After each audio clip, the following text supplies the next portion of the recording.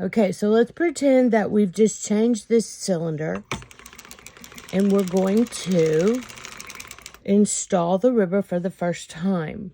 So I'm going to put this ribber down into the ribber bracket. Now, there's 5 things that you always check. The fin is pushing up against the pin. Okay. Oh, wait a minute. The next thing you have to check, you're going to rotate the ribber dial counterclockwise until you feel it stop because it's hit the dangle on the inside. Okay. So the fin against the pin, the rubber drive pin is pushing on the screw head or butt. We're in the end position. The tension is in the middle, and there's no space on this post. Now we're going to check that every single time. Okay?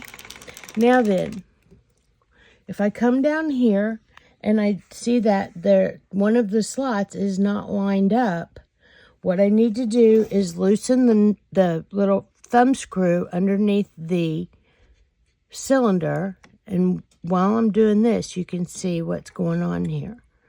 Okay, now I've got it adjusted to where I would be working the small slot with my ribber needles. Tighten that up. The fin's against the pin.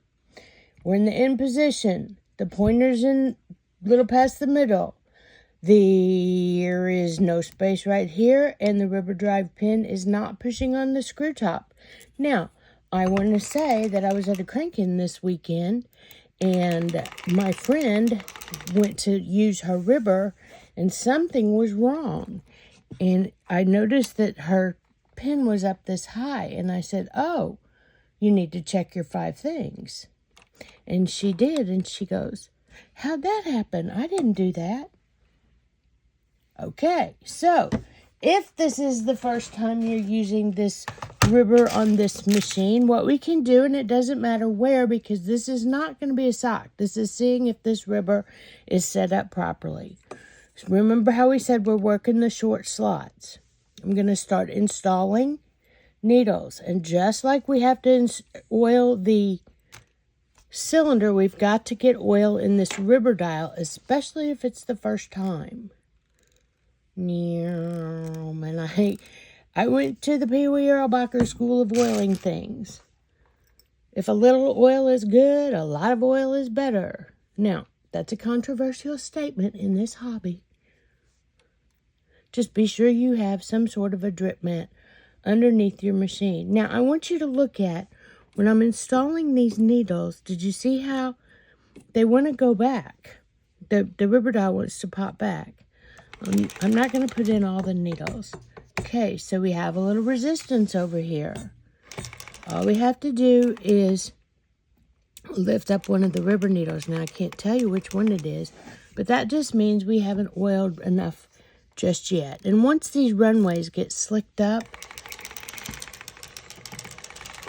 now let's see if, okay, so everything's going perfect.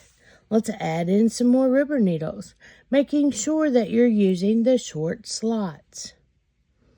And add in some more rubber needles. Now this video is for the person who has never done this before. Okay?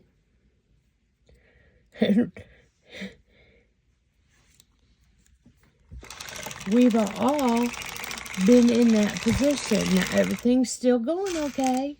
So we can continue adding our rubber needles until they're all in. Thank you.